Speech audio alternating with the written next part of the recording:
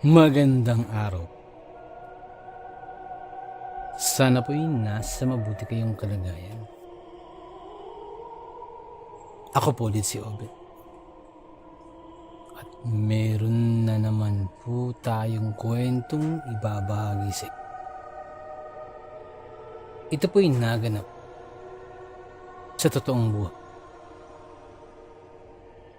Iniba lamang po namin ang tunay na pangalan para na rin po sa kapakanan ng nagpadala ng kwento. Pakinggan natin.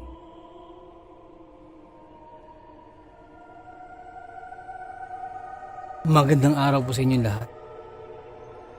I-share ko lamang ang experience ko last 2014, Semana Santa. Ako nga po pala, si Rino. Nangyari ito sa bahay ng pinsan ko sa Cavite. Nakiusap ang pinsan ko na si Tin, na nakasanayan naming tawagin na si Ate Tin.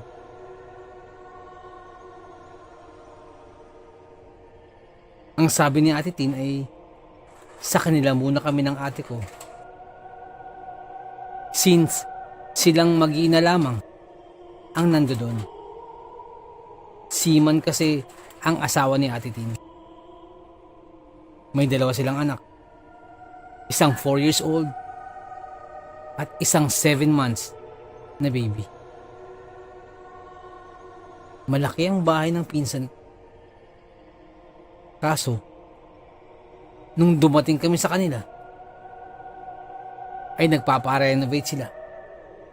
Dahil pag umuulan daw, ay nababasa ang loob ng kanilang bahay.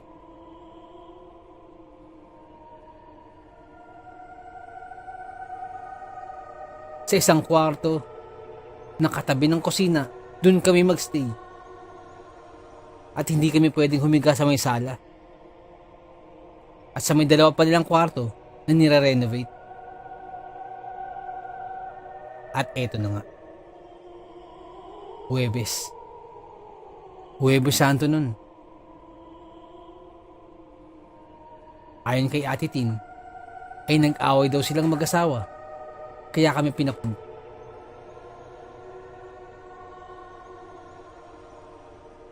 Nagyaya ang pinsan ko na mag-inom. Sabi ko pa nga, Gogi, bawal yun. Holy Week ngayon. Holy Week ngayon, Ate Tin. Hindi yan, Rino. Ngayon lang naman to eh. Tugon ni Ate Tin. Kung kaya't, sige, edi shot puno kami. At dahil magtropa yan si ate at si Ate Tin, sumang-ayon din si ate na makipag-inuman hanggang sa nakitagay na rin ako. Sa kalagitnaan ng kwentuhan at inuman, natanong ni ate tungkol sa bahay ng pinsan namin. Tin, ang laki ng bahay niyo ah. Ang swerte niyo dito mag-asawa. Nakakuha kayo ng maganda. Sabi ni ate. Oo nga, Ate Tin. Swerte nyo. Bukod sa malaki yung lugar, maganda pa. Medyo malayo nga lang. Dagdag ko naman. Taga Maynila kasi kami. At yung pinsan namin na si Ate Tin, ay taga Maynila din yan. Dati kami magkakalapit lang ng bahay sa may Sampaloc bago pa siya mag-asawa. At nang nakapag-asawa at nagkapamilya, ay dito sila sa may Cavite lumipat. At maganda talaga ang lugar nila, Ate Tin. Probinsyang-probinsya ang datingan. Nakaka-relax. Sariwa ang hangin. At maririnig mo ang huni ng mga kuliglig sa may paligid. At talagang ramdam na ramdam mo na wala ka na sa Maynila. Sapagkat sa Maynila, ay panay sasakyan sa paligid ang maririnig. Kotse, bus, motor, at kung ano-ano pa. Ilang sandali lamang ay nagsalita si Ate Tin. Oo, Rino. Maganda talaga dito. Kaya lang. Biglang pagpigil ni Ate Lynn sa kanyang sinasabi. Anong kaya lang? Tanong naman ni ate. Tungkol ba to sa away niyong mag-asawa? Dagdag pang tanong ni ate. Hindi. Walang kinalaman yun dito. Tugon naman ni Ate Lynn kay ate. Anong sinasabi mong kaya lang? Tanong pa ni ate. Kaya lang, kasi, ano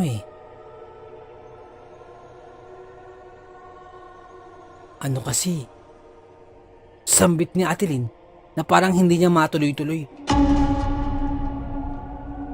Bigla siyang napatigil sa kanyang sinasabi at tumingin muna sa aming dalawa ni ate na parang tinatansya muna kami sa kanyang mga sasabihin. Ano ba yun, Tin? Ang OA mo naman. Nakapunta ka lang ng Cavite, naging OA ka na. Napaka-arte talaga nito eh.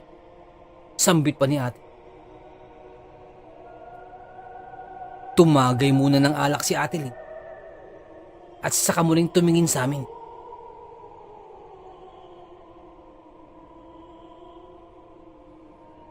Ang totoo kasi niya, Nida, hindi naman talaga kami nag-away ng asawa ko.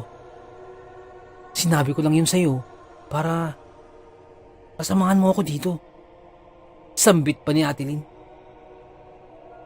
Ay nako, yun lang pala eh. At sabay napahawak sa kanyang ulo si ate nang marinig yun. Alam mo ba, Lynn, umabsent pa ako ng trabaho para lang dito. Umabsent ako. Bayaran mo araw ko ha. Sambit pa ni ate. Sige, sasabihin ko sa asawa ko.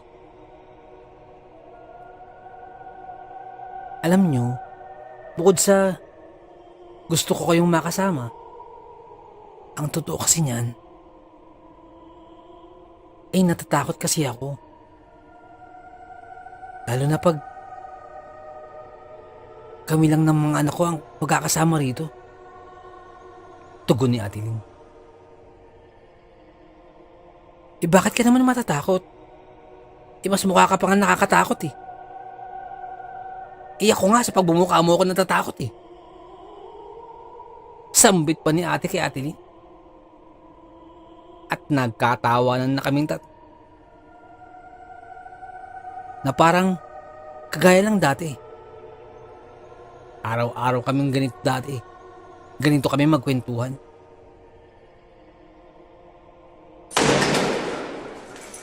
Nang biglang parang may gumalabog sa kanilang bubungan.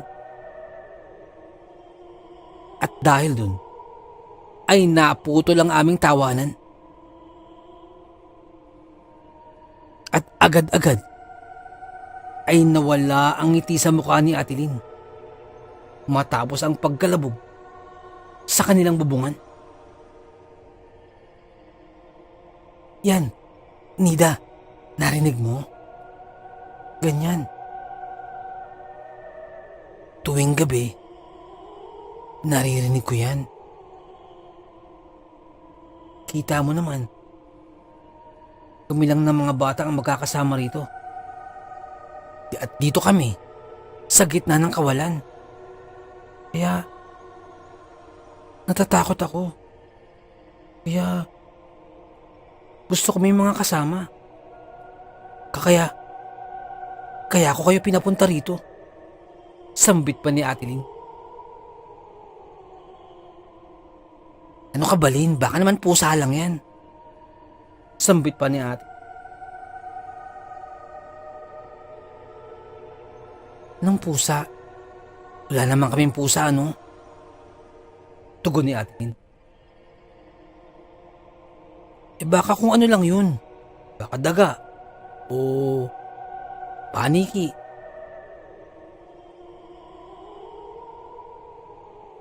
Baka kung ano lang yun. Natatakot ka naman agad eh.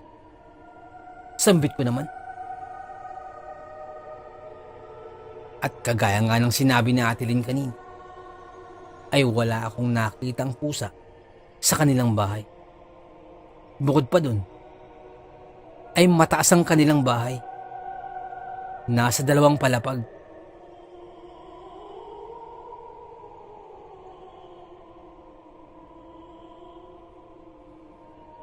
Nagpatuloy pa sa pagkwento si Ate Lynn. Alam nyo, bukod pa riyan, pag naririnig yung galabog na yan sa bubong, kasunod niyan, ay iiyak na ng napakalakas ang bunso ko. Pumapalaho siya sa pag-iyak. At kahit anong gawin ko, ay ayaw niyang tumaan, na parang may masakit sa kanya.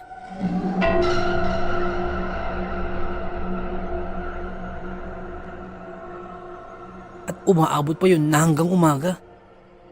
Kwento pa ni Ate Lynn.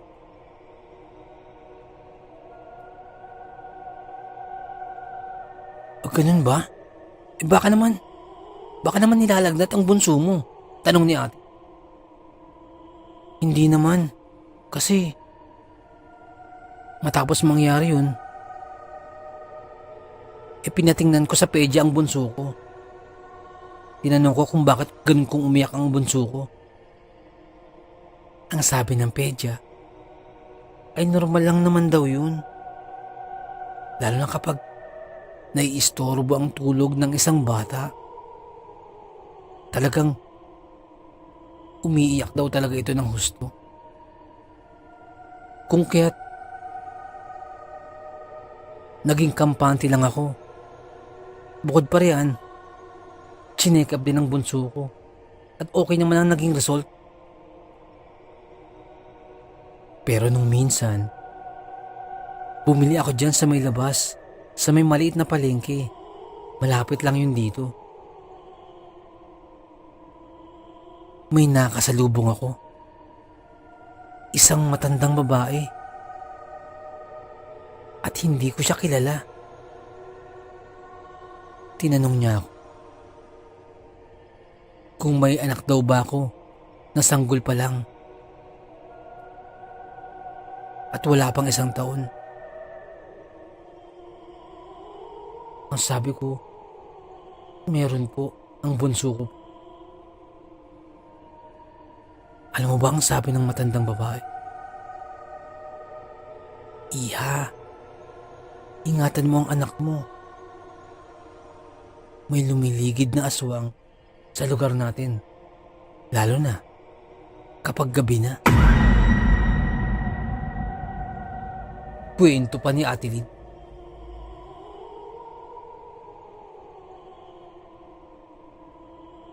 Nung sinabi yun sa akin ng matanda, bigla akong kinutuban. Na parang kinabahan ako. Hindi ko maintindihan. Simula nun, ay hindi na nawala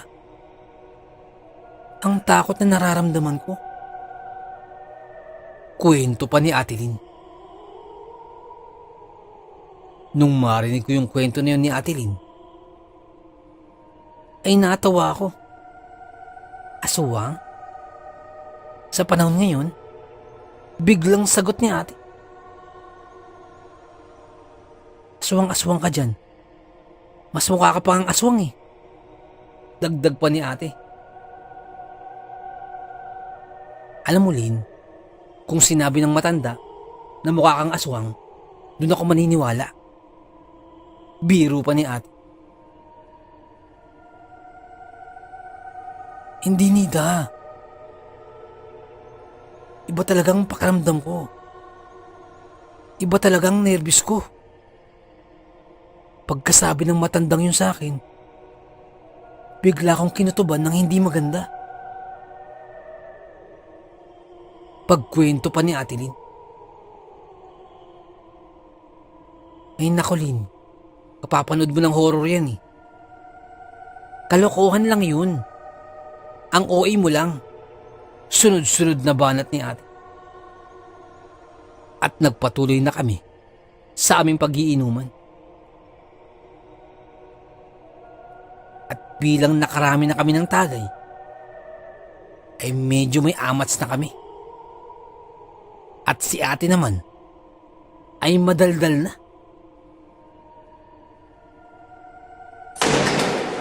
Nang makarinig muli kami ng paggalabog ng bubungan. At sa pagkakataong ito, sa gawing kwarto na yun, nila Ate Lynn, dun gumalabog. Wala yan Ate Lynn. Ano lang yan? Baka kung ano lang yan. Baka pusa naman ng kapitbahay nyo. Sambit ko pa.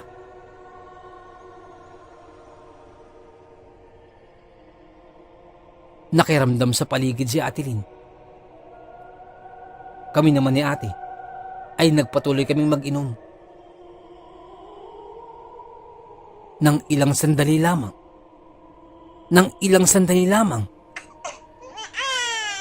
ay biglang pumalahaw ng iyak ang bunso ni Ate Lynn.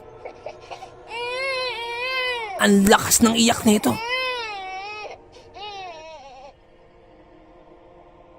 Parang kagaya lang ng nabanggit kanina ni Ate Lynn. At sabay-sabay naming pinuntahan ang mga bata dun sa kanilang kwarto. Kitang-kita ako ang pag-iyak ng bunso ni Ate Lynn. Naku Lynn, nagulat yan. Narinig niya siguro yung paggalabog kanina. Sambit ni ate. Hinili muna ni Ate Lynn ang kanyang bunso. At habang nagpasama naman kay ate sa kanilang kwarto,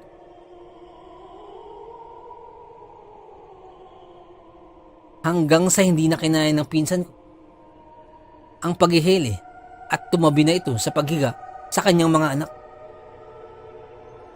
Sige, tulog na ako rino ha. Sige Ate Lynn, tulog ka na dyan. Ako nang bahala dito.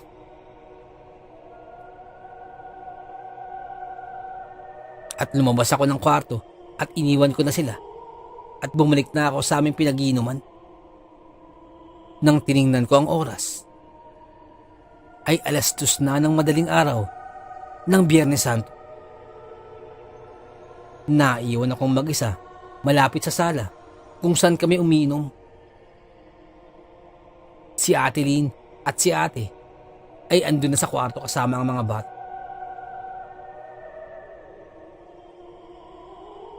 Patuloy nilang pinapatulog ang bunso ni Ate Lynn na naririnig kong umiiyak pa rin. Bagamat hindi na ganun kalakas kagaya kanina, ay umiiyak pa rin ito.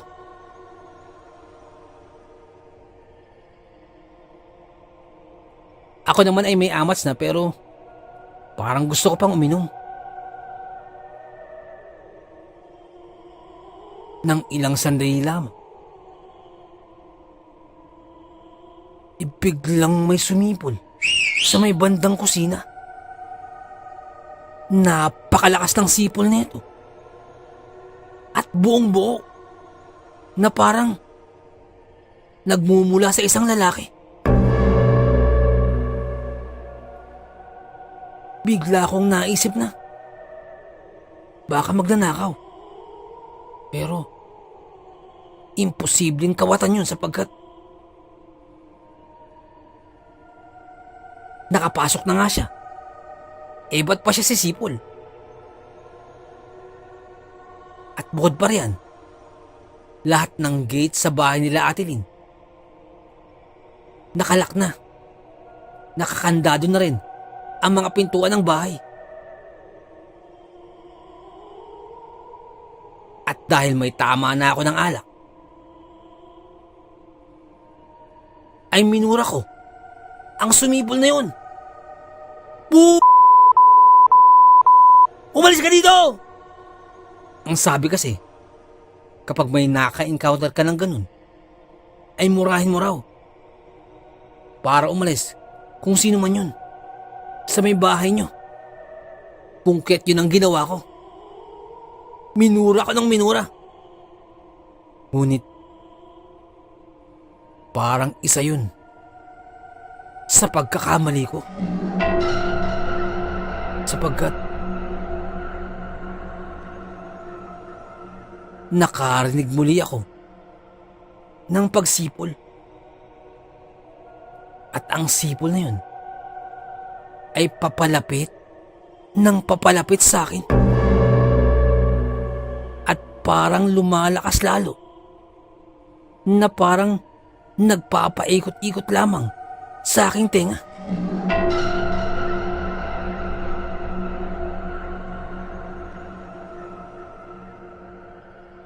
At habang naririnig ko lamang yun, nakatingin lamang ako sa may pintuan. At sa hindi ko malamang dahilan, ay unti-unti akong nakakaramdam ng takot. Nang maya-maya pa, ibiglang tumigil ang pagsipol. Pilit kong pinaglabanan ng takot na nararamdaman ko kanina. Nang ilang sandali ay tumigil na ang pagsipol. Tatagin na sana akong muli. Nang makarinig ako ng paggalabog mula sa labas ng pintuan, na parang may bumagsak ng malaking bagay. At kasunod nun, ay biglang bumukas ang pintuan, na parang may tumadyak dito. Katakot-takot na kilabot ang naramdaman ko ng mga sandaling yun. At pakiramdam ko ay parang tatakbo na ako sa takot. Pero pilit kong nilabanan ang takot na yun. Na kunyari, ay hindi ako natatakot. At ilang sandali lamang, ay bumungad sa pintuan na yun ang isang pusa. Isang pangkaraniwan lang na pusa ang aking nakikita. Kung kaya't biglang nabawasan ang aking takot. Pusa lang pala. Dahil doon ay napabuntong hininga ako ng malalim. At pinanindigan ko pa rin ang pagiging matapang ko kuno. Ang pusa ay nasa harapan lamang ng pintuan. Hindi ito umaalis. At nakatingin lang sa akin. Patalikod na sana ako.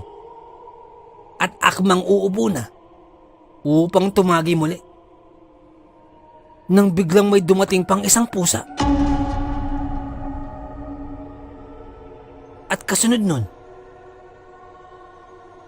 ay may dumating pang isa pang pusa.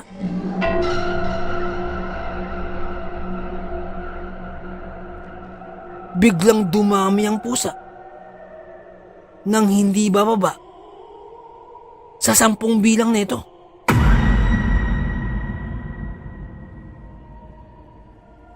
At halos lahat ng dumating na pusa na yun ay mga kulay itim. Hindi bababa sa 10 itim na pusa ang nasa harapan ng pintuan na yun. At dahan-dahan, naglalakad ang mga pusa papasok sa pintuan. Nung mga sandaling yun, ay hindi ko na maintindihan pa ang aking nararamdaman. Kinikilabutan ako na hindi ko mawari. Bigla akong naisip na isara na ang pintuan. Papalapit na ako ng pinto nang biglang kumilos ng kakaiba ang isang pusa. At biglang nag-iba ng anyo ang pusa na yun, na parang sa isang tao na nakahubad at nakatalikod. Nung tagpong yun ay bigla akong nilukuban ng kakaibang takot. Hindi ko malaman kung tatakbo o tatalon ako. Hindi ka panipaniwala. Pero kitang-kita ng dalawa kong mata. At sa labis kong pagkagulantang ay naitulak ko ng malakas ang pintuan. Naisara ko ng malakas ang pintuan na yun. At kasunod naman nun ay ang muling pagpalaho ng bunsong anak ni Ate Lynn. At mas malakas ang pag-iyak na ito kumpara kanina.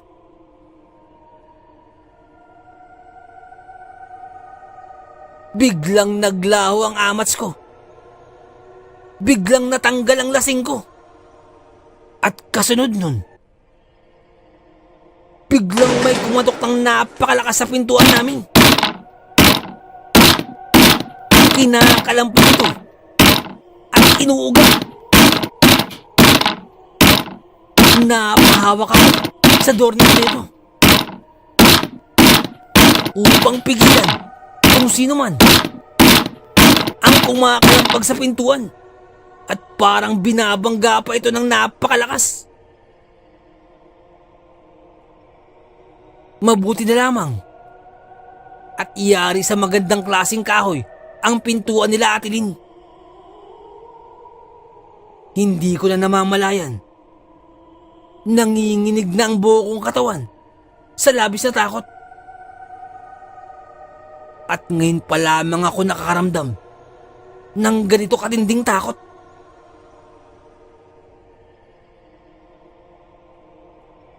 At habang hawak-hawak ang doorknob,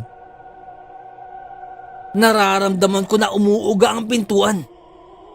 At parang may malakas na puwersa na pumipihit mula sa labas.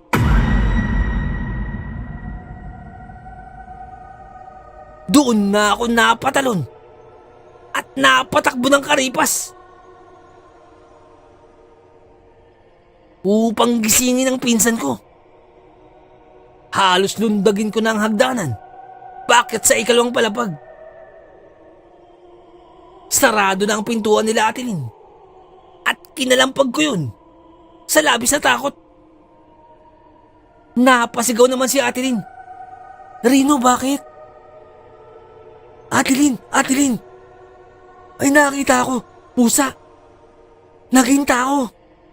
At yung pintuan, may kumakalampag ng napakalakas. Sambit ko. At hindi ko na namamalayan na umiiyak na ako. Sinabi ko ang nangyari lahat-lahat. Pati yung paghamon ko sa sumipol na yun. Biglang nagsalita si ate. Bobo ka. Pag ganyan, kung hahamunin mo, siguraduhin mong mas matapang ka. Tapos ay tiningnan ni ate ang orasan. 3:00 na ng madaling araw. Pero pakiramdam ko ay sobrang tagal na nang nangyari. Parang ilang oras nang lumipas. Kasunod nun ay muling may kumatok sa pintuan. Galit na galit ang pagkatok na ito. Takot na takot kami ni Ate Lynn ng mga sandaling yun. At maging si ate ay nakikita ako nararamdaman na rin ang takot. Nagdasal kaming tatlo. Nung mga sandaling yun, hindi ako pala dasal na tao. Pero nung sandaling yun, bigla akong napadasal at napatawag talaga ako sa lahat ng santo at saka lamang tumigil ang malakas na pagkatok sa pintuan.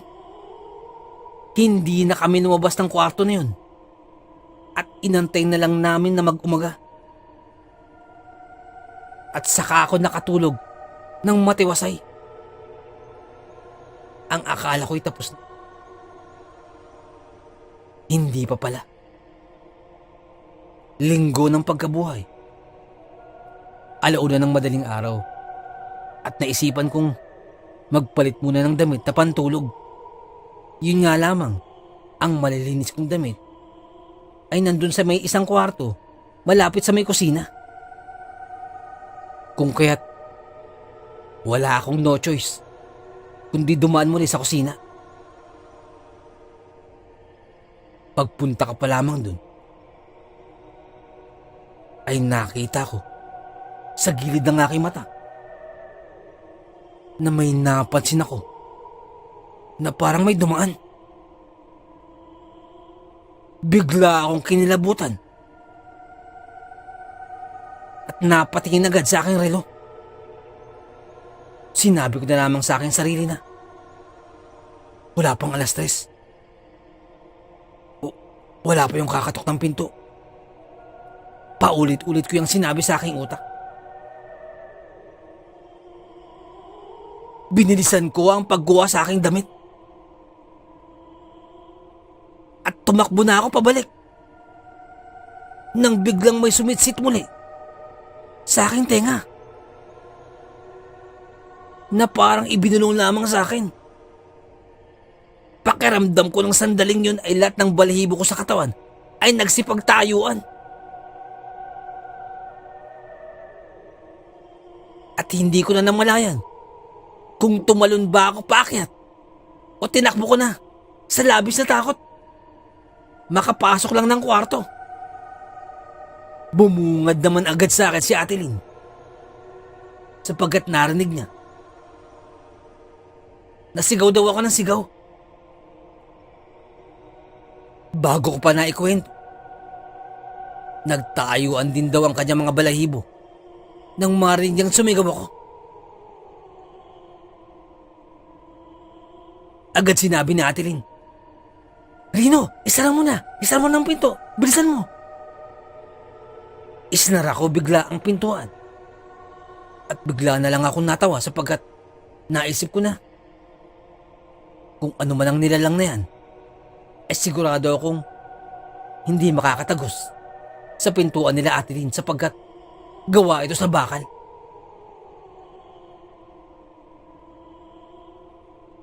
Simula nung gabi na yun, ay 10:00 pa lamang, ay hindi na kami pumupunta sa kanilang kusina. Ang plano daw talaga ni Ate Lynn ay magpa-blessing pagkatapos ng renovation ng bahay. Para kung ano man daw ang nakatira doon o gumagambala sa kanila, ay mapaalis. Yun nga lamang, bugok daw kasi ko sapagkat hinamon ko kung ano man ang nilalang na yun. Sambit ni Ate. Hinamon-hamon mo pa? Duwag ka naman pala. Sambit pa ni Ate. Kinaumagahan ay nagpasama si Ate Lynn kay Ate papunta sa may palengke. At pinakausapan ako na maiwan muna ako sa kanilang bahay para may makasama ang mga bata. Pumayag naman ako pero nakakaramdam ako ng takot. Rino, kung ano't ano man ang mangyari, tawagan mo ko ha. Ito cellphone ko, tawagan mo ko ha. Sambit ni Ate Lynn. Umagang umaga pa lamang noon pero hindi na ako mapakali At parang natatain na ako sa kaba na hindi ko mawari. Bukod sa cellphone, ay may inaabot pa sa akin si Ate Lynn. Isang garapon ng asin. Ate Lynn, anong gagawin ko dito? Rino, ang bilin sa akin ng matandang babae. Asin daw ang pangontra sa kanila. Kaya kung may narinig ka na kakaiba o kung ano pa man, sabuyan mo ng asin. Sambit pa ni ate. At saka umalis na sila ate at si Ate Lynn. Hindi ako madasalin na tao pero nung umagang yun, ay nagdasal talaga ako. At habang nagdadasal, ay may hawak-hawak akong bakal na tubo. Para kung ano man ang lumabas, ay may panlaban kami ng mga bata. At ang kanang kamay ko naman, ay nakapasok sa garapon at nakadakot sa asin. Makalipas lamang ang halos kalahating oras, ay bumalik na sina ate at si Ate Lynn.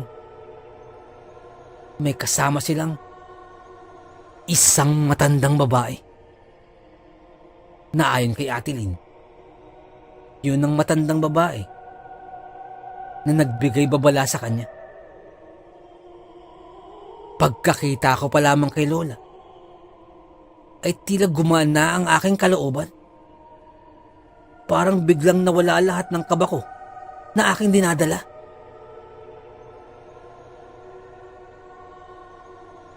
Nagpalabas ng kandila si Lola. At pagkasindi nun, ay parang nagdasal siya. Ngunit, mga hindi ko maintindiang salita ang kanyang binibigkas habang nililibot ang paligid ng bahay nila Ate Lynn. Bukod dun, ay may binigay si Lola kay Ate Lynn na parang pulang tela na nakalagay sa isang partible. At kabilin-bilinan na lagi daw ilagay sa damit ng mga bata upang hindi nanggambalay. Simula nung araw na yun, ay hindi na naulit pa ang nangyari nung nakaraang gabi. At wala na rin gumagalabog sa bubungan nila Ate Lynn. At hindi na rin pumapalaho ng iyak ang mga anak ni Ate Lynn.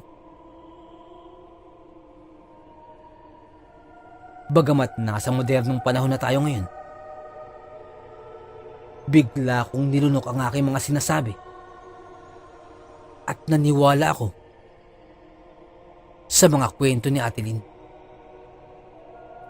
Sapagkat marami pang bagay ang hindi maipaliwanag ng siyensya na patuloy na nangyayari. Napakahiwaga ng ating mundong ginagalawan. Napakaraming bagay ang mahirap ipaliwanag, pero nagaganap. Hanggang dito na lamang po. Salamat sa pakikinig. Magandang araw po.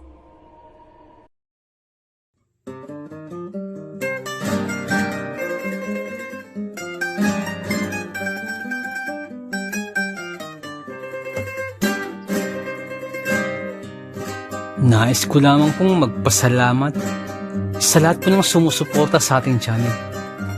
Sa lahat po ng ating mga subscribers, mga listeners, at mga silent listeners po natin. Maraming salamat po.